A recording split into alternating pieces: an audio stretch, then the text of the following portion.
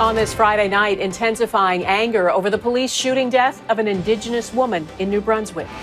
I'm pissed, I'm outraged. Grief and growing demands for justice for Chantel Moore. Canadians take a knee for George Floyd and call for an end to systemic racism here. We can grow, we can be better. In the U.S., police are pushed for answers. Why was that necessary? Global News investigates collisions and kickbacks, the alleged scheme between some police officers and tow truck operators. And a star is born.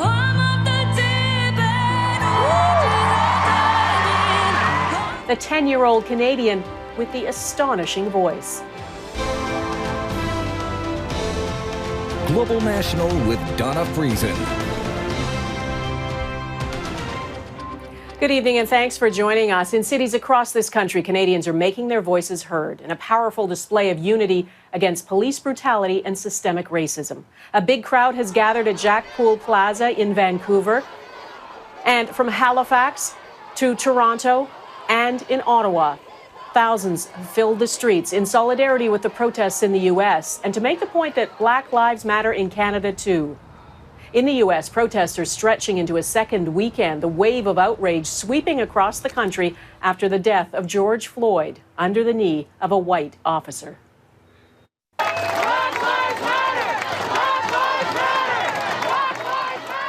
Here on Parliament Hill, thousands gathered to stand in solidarity before marching through the streets. Prime Minister Justin Trudeau took part in it too and took a knee. Our Abigail Bimman is in the midst of it all tonight. Abigail.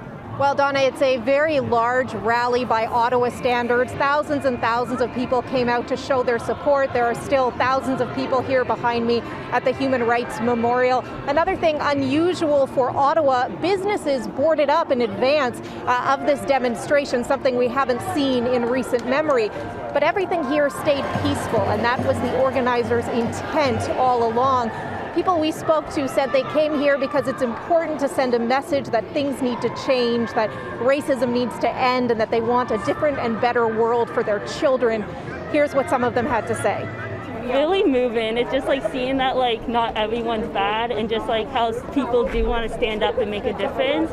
It just like warms my heart. Man who can't see is in the blindest is the one to choose not to. I just feel like everyone should know that there is problems in our society today. But at the same time, I feel like all of us together can like make it happen and make everything great and make the world better again. I feel like what we're doing today is a lot bigger, and we can worry about COVID like after, but this is a really big issue that needs to be settled, honestly. I want people to understand that we are people too. We have hopes, we have dreams. Our color is not a weapon. We are who we are, and we're proud to be who we are. We will stand in these streets day and night to be heard. Now, a lot of the faces we saw in the crowd today were not Black, and that's important to note because there was some discord among organizers and some other Black community groups here in Ottawa. They had some concerns over safety and also some COVID-19 concerns, and so a message went out to the Black community here in Ottawa not to show up for today's event. There was also opposition to police being in attendance. The Ottawa Police Service is aware of that community pushback, but said it's their job to give a space for people to grieve and to be heard and to do that safely. The police officers I saw in the crowd were taking a knee along with demonstrators. So still thousands of people here. They just took a knee again a moment ago. Lots of people trying to take some COVID-19 safety precautions, wearing masks as examples, but many people we spoke with said that racism is as much of a concern, if not more important, than this health pandemic. Donna? All right, Abigail Bimman in Ottawa, thank you. Thousands of people also took to the streets in Toronto today to show solidarity with Americans. As Eric Sorensen explains, they're calling for change in this country, too. The march was large and it was peaceful. In Canada's biggest city, store owners weren't taking chances, but the participants were almost universally determined to send a non-violent message. That racism does exist and must be addressed. And I believe that in this moment, that it is a perfect storm. We are all paying attention, maybe because of COVID-19, but certainly because of George Floyd and the horrific things that we witnessed on social media and on the television screen. And, to say enough. There's nothing simple about organizing such a demonstration these days. The pandemic is still with us, and social distancing did not seem to be carefully observed here. Certain advocacy groups for blacks took a pass on supporting this event, and some are critical that police were included in the planning. Still, Toronto's police chief and other officers took a knee to show solidarity. What we hope will be a lasting platform for change through peace and communication between the community members and our civic leaders. For some, marches here are not just in solidarity with what's happening in the United States, but reflect the unique history of race relations in this country. In Canada, the issue is broader. You cannot address race in this country and not include the treatment of Indigenous peoples. It's literally once a week we hear about an Indigenous person being brutalized by a police officer. And so for decades, we've had a problem with anti-Black and anti-Indigenous racism by police. For blacks in Toronto, the relationship with police is strained. There are practical proposals to outfit officers with body cameras. To make sure that we are doing everything we can to fast-track body cameras for all Toronto police officers. But it will take time to establish trust. I have a twin brother who actually had cops invade his house and put guns to his face and totally be way too violent. Addie Stewart says blacks in Canada still do not experience the equality other Canadians take for granted. This multicultural paradise, nah, we're not there yet. We are so not there yet. There's so much more work to do. Other marches are happening across Canada over the weekend to raise awareness that racism, individual and systemic, still exists, and that Canadians first have to accept that, then push for change. Eric Sorensen, Global News, Toronto. The police shooting of a 26-year-old Indigenous woman in New Brunswick has raised all kinds of questions. The Edmundston police had been asked to do a wellness check on Chantel Moore on Thursday. Her family, Indigenous leaders, and Canada's Indigenous Services Minister want to know why the officer who checked on her shot her and killed her. I'm pissed. I'm outraged. There needs to be a full accounting of what has gone on. This is a pattern that keeps repeating itself. Global's Silass Brown is in Edmundston, New Brunswick, looking for answers. It's been 1 day since Chantel Moore was shot and killed by Edmundston police inside her home, and a growing chorus of people are chanting for justice. And for some, justice means answers. 1, finding out the truth. 2, honoring that truth. And the third piece, giving life to that truth. So that, to me, is complete justice. The Nachalnith Tribal Council is calling for an immediate, independent investigation to provide just that. The 26-year-old Moore, originally from British Columbia, was shot by an officer performing a wellness check. Edmundston police have handed the investigation off to Quebec's police watchdog. But for Mariah Charlson, the incident speaks to the need to better train police in de-escalation and trauma-informed practices. We don't want to see any more of our women, Indigenous women, men, anybody, any human being. We do not want to see our people dying at the hands of the police doing a health check. According to Lorraine Whitman, the president of the Native Women's Association of Canada, fear and distrust is inherent in any encounter an Indigenous person has with the police. And that fear is within, and I can't imagine how this young lady would have felt that hour of the morning and a police officer coming to the door and knocking. Because the officer went in alone and Edmundston police are not equipped with body cameras, we may never know what happened. But Moore's family and her community will not stop trying to find out and to find justice. Silass Brown, Global News, Edmundston, New Brunswick. Now, back to the simmering anger in the United States. President Trump did nothing to quell it today. Instead, he hailed this as a good day for George Floyd and a great, great day in terms of equality. That is not how millions of people see it. Trump has called for authorities to dominate the streets.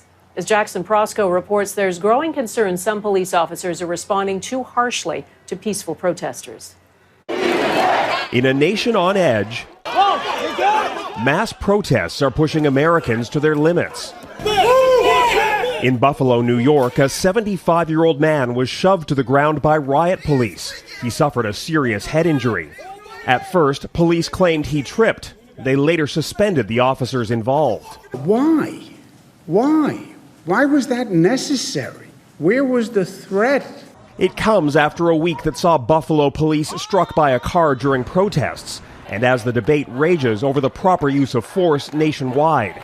Are you serious? In New York, a delivery driver was arrested for violating curfew, despite being exempt as an essential worker. And when police unleashed tear gas and pepper spray balls on protesters outside the White House Monday, officers brutalized an Australian TV crew. Exactly what it looks like. We're just staying safely. Oh! Whoa! Later claiming they failed to clearly identify themselves as journalists despite holding a camera. You have to dominate the streets. You can't let what's happening happen. It's called dominate the streets. The president continues to call for a heavy-handed response from his perch behind the 2 kilometers of new fencing that surround the White House. Trump even suggested this is a positive moment for race relations in America, invoking the name of George Floyd. Hopefully George is looking down right now and saying there's a great thing that's happening for our country. There's a great day for him. It's a great day for everybody. Instead of discouraging marchers, the police response seems to have drawn larger crowds in peaceful protest. No justice! No peace! The demands for accountability and reform are growing louder. It took a war to end slavery.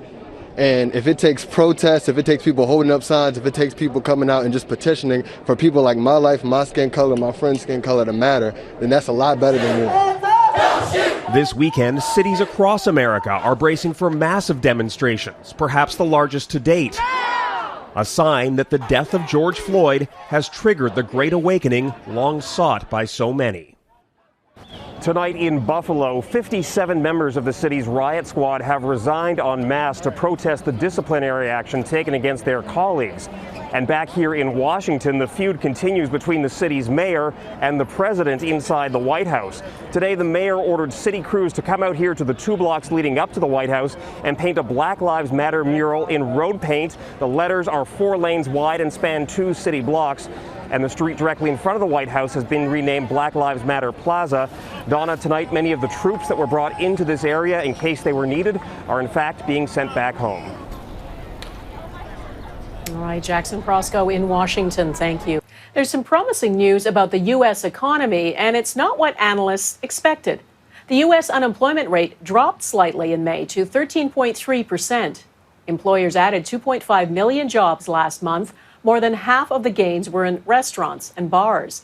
April marked the biggest hit to the U.S. labor market. The unemployment rate skyrocketed to a record 14.7%. Even though it dropped a bit in May, the jobless rate is still on par with what it was during the Great Depression. There are also some slight positive signs here in Canada. Canada added 290,000 new jobs in May. That makes it the best month in history, but it happens to be after 2 of the worst months ever, and millions of people are still out of work. Mike Armstrong reports. The predictions were way off. As analysts waited for May's jobs figures, they expected the bleeding to continue. The average estimate was that Canada would lose another 500,000 jobs. Instead, it went in the other direction, adding 290,000. This is a pleasant surprise, to be sure. We had a sense that, the big shock was coming to an end, but we didn't think it'd be ending so quickly.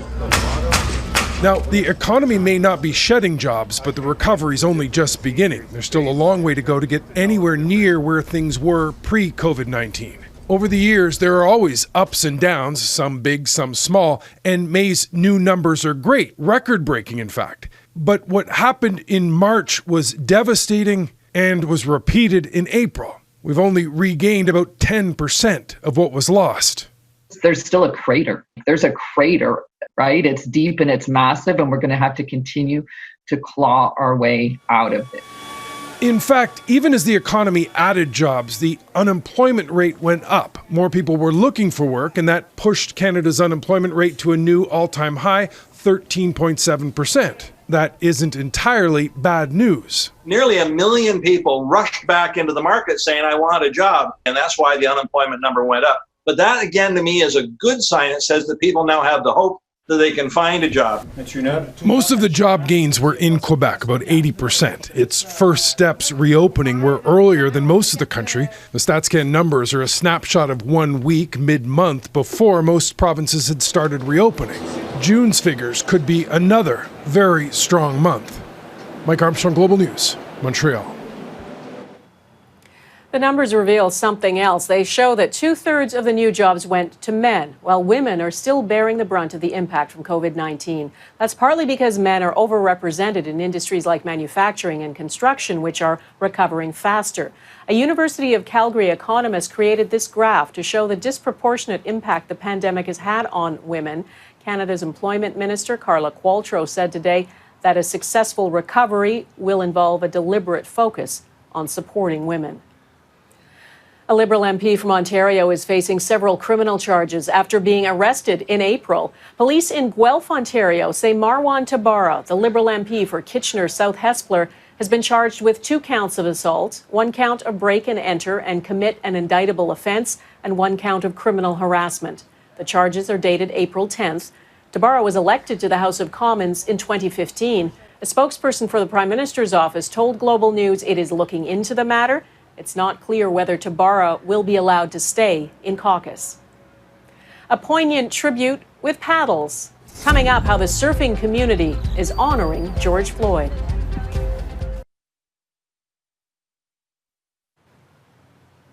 The UK has reached a grim coronavirus milestone. More than 40,000 people have now died there of COVID-19.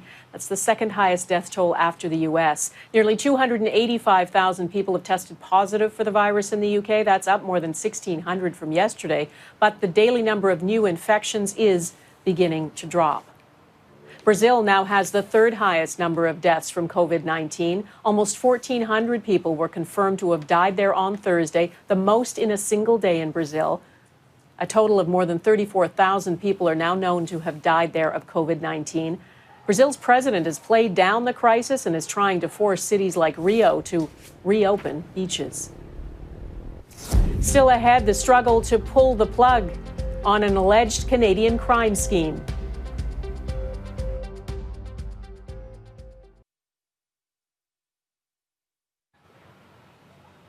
When a collision happens in Ottawa, tow trucks often race to the scene to get the job. Many hookups are worth $1,000 or more. In April, charges were laid against 3 police officers in relation to an alleged kickback scheme. And now a Global News investigation has discovered insiders allege the problem is much more widespread. Mike LeCouture reports. Ottawa's tow truck industry has been called the Wild West by those who work in it. Little to no regulation, it's often up to police officers at crash scenes to play referee between competing tow drivers. One insider tells Global News some drivers have an unfair advantage known as cop connects, where a police officer will give them the job in exchange for up to $500. If you want to hook and pay your bills, you need to have it in, right? You need to have an unfair advantage. Otherwise, you're not going to hook. Protecting his identity because this whistleblower fears he will be targeted for peeling back the curtain on corruption in the industry.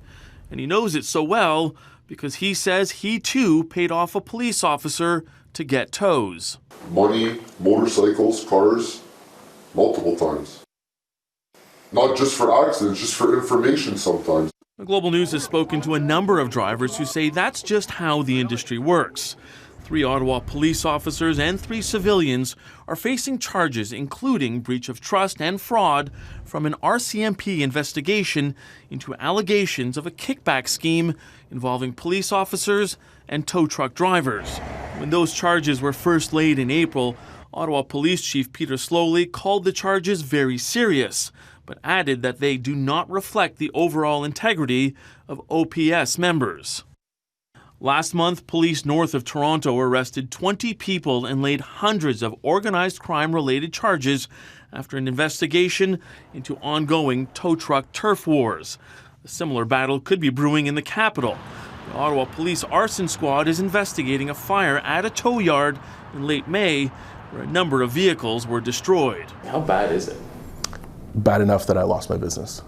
George Murad says he had to get out of towing because he was constantly being told to leave crash scenes by police officers who he says were hand-picking tow truck drivers who showed up. If the police tells you to go with this tow company as opposed to this tow company, generally speaking, you're going to go with the police's recommendation. Murad tried to create a towing association for Ottawa 2 years ago with set fees for services to help stop the so-called favoritism and to protect consumers from price gouging. Murad says there was little support from City Hall, but that could be changing. Ottawa City Council announced online consultations on possible regulations for the tow truck industry. We've received complaints over the years of strong-arm tactics and outrageous prices that people have had to pay because they feel they have no other choice. The hope is regulations will level the playing field and prevent tow truck drivers from trying to get every advantage possible. Mike Lecouteur, Global News, Ottawa. Next, the Canadian girl with a voice beyond her years.